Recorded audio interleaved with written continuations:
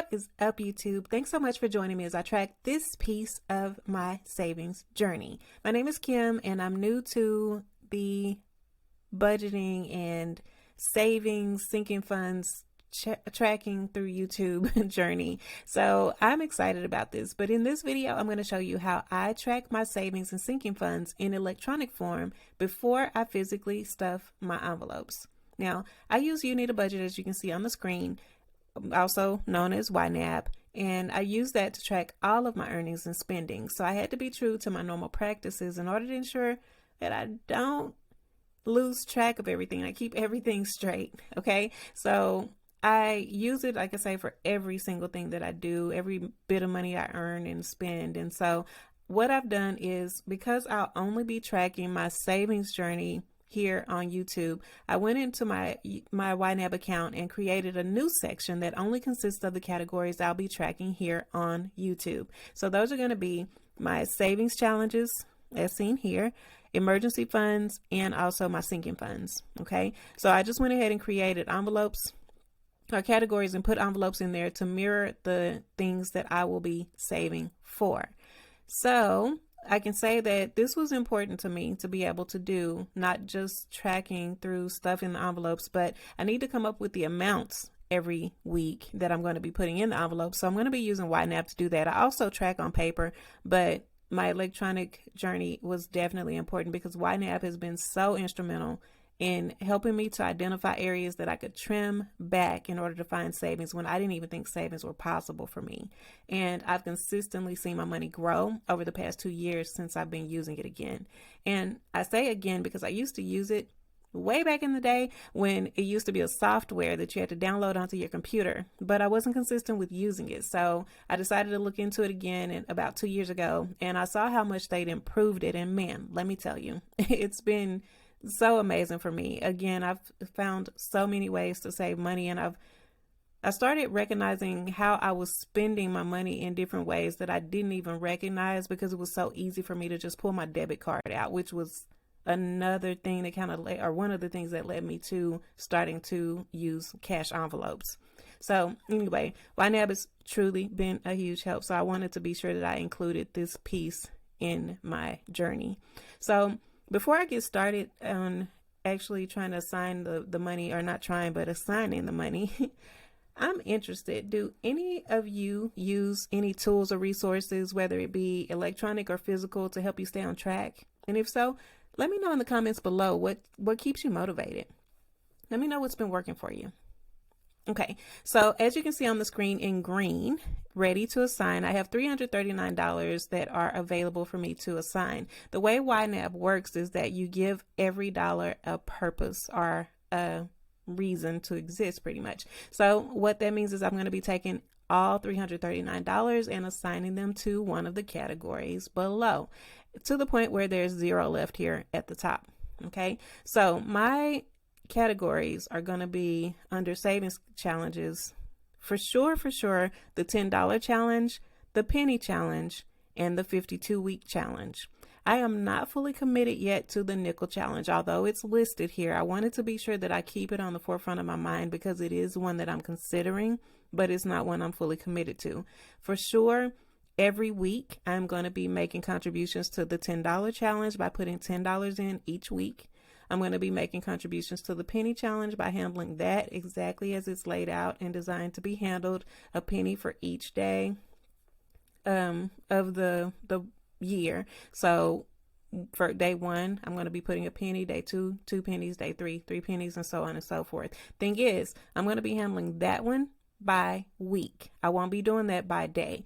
I'm not going to try to put a penny into an envelope. I'm just going to go ahead and put aside the amount that I need to put in there for the week. And then the 52-week challenge, I'm going to be doing backward. So instead of starting with $1, I'm going to start with $52. Okay. So for my emergency funds, the things that are important to me are mortgage, utilities, school, car insurance, car payment, car maintenance, and the vet. I've got 2 dogs, and I want to be sure that I have something available in the event that I need to take them to the vet. So those are going to be the things that are important. Now, with my emergency funds, I don't expect to have to touch those unless an emergency arises. So with those are going to be monthly contributions, not weekly. The savings challenges, I will be putting money in every week. Okay. The sinking funds are also mostly going to be monthly contributions. There are two categories that will be weekly. Those two categories are going to be groceries and gas. So the sinking funds envelopes that I have are going to be my household supplies, which are going to be my toiletries, laundry detergent, paper towels, toilet paper, things of that nature, groceries, dining out, gas, Christmas, birthdays, vacation, shopping, Amazon, and Target. I'm a huge Target and Amazon fan, so I do quite a bit of shopping with those two places. I have shopping listed just because there may be another store that I might want to visit and purchase something, but I don't plan on purchasing a lot of anything this year. My focus is going to be the savings challenges.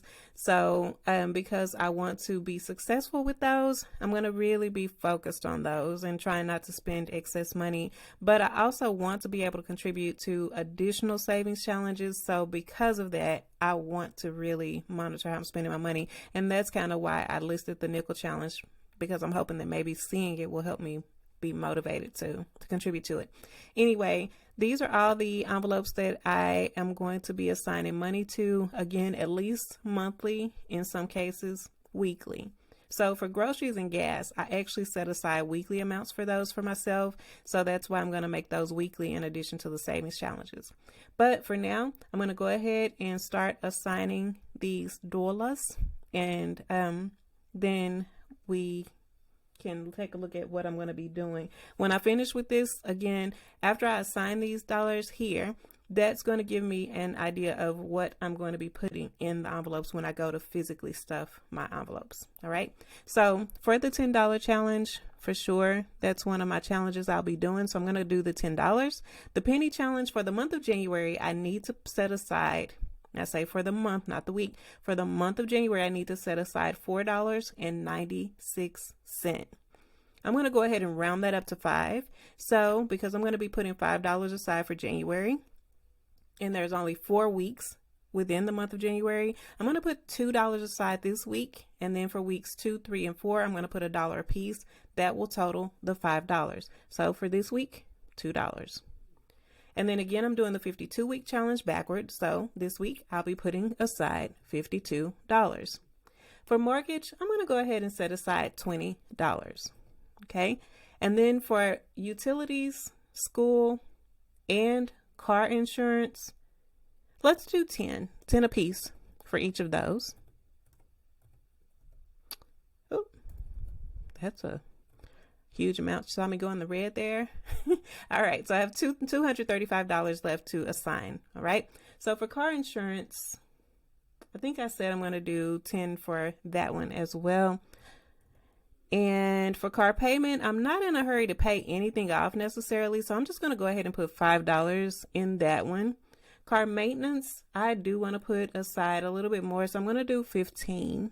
And then for a vet, again, I've got my 2 dogs. So I'm going to put $10 a piece for them. So $20 total. All right. So for my sinking funds, for household, I'm pretty good with everything. I don't necessarily need any laundry detergent, paper towels, toilet paper, or anything like that. So I'm going to put $10 there, but I'm hopeful that that $10 will still be there at the end of the month because I don't think I'm going to need to touch it. Now, every week I set aside $50 for groceries. So I'm going to do that again for this week, $50. But I also want to set aside $5 for the month of January that I hope not to have to touch. So for this week, I'm going to put in $55. $50 to spend if needed and $5 to not touch. Dining out, I really don't do very often. So I'm going to put $20 there, but I think that that's probably going to be there at the end of the month as well. We'll see. Gas is one of those, again, that I set aside an amount every week. So I usually give myself $25, but the cost of gas has been so unpredictable that sometimes I tend to go over. So because of that, I want to put the $25 that I usually assign for myself for the week, but I'm also going to put $30 in for the month of January. So that's going to be a total of $55 this week. $25 for the week and $30 to use in the event that I need to throughout the month of January. Okay. So for Christmas and birthdays, I'm going to do $10 a piece for each of those. That's going to be a total of $240 for the year for celebrations. $120 for Christmas, $120 for birthdays. Now, birthdays are going to come along a lot more frequent than Christmas, of course. So there may be times that I have to dip into the Christmas envelope to cover a birthday or two. But because, of course, I'm only saving $10 per month versus more in one of the categories. So if I end up at some point needing to make up for it in Christmas, I can dip into birthday to cover. So again, it's a total of $240 that's being set aside, and I don't necessarily have just a whole bunch of people that I purchase for, and I don't necessarily buy gifts that cost a whole bunch of money. So I think I should be fine with that $240. So for vacation, I'm not a huge traveler. I really don't do traveling very much at all. I'm going to set aside $10, but I want you to do me a favor. If any of you are watching who actually really, really love a specific place, like you love to visit a specific place every year or every other year, or how often you choose to go, or if you've just been somewhere that just motivated you to want to see more of the world, share that with me in the comments, because I haven't been a traveler, but I would love to become a traveler, and I would love to hear about your experience going to a specific place, because I'm hopeful that maybe it might motivate me to get out of my hometown. So share that with me in the comments. All right. So if you can see in green here, I only have $15 left to assign. And I only have 3 categories left. So that means $5 goes to each of those categories. So I'm going to go ahead and assign those. $15. And now we're down to all money being assigned. So we are good to go.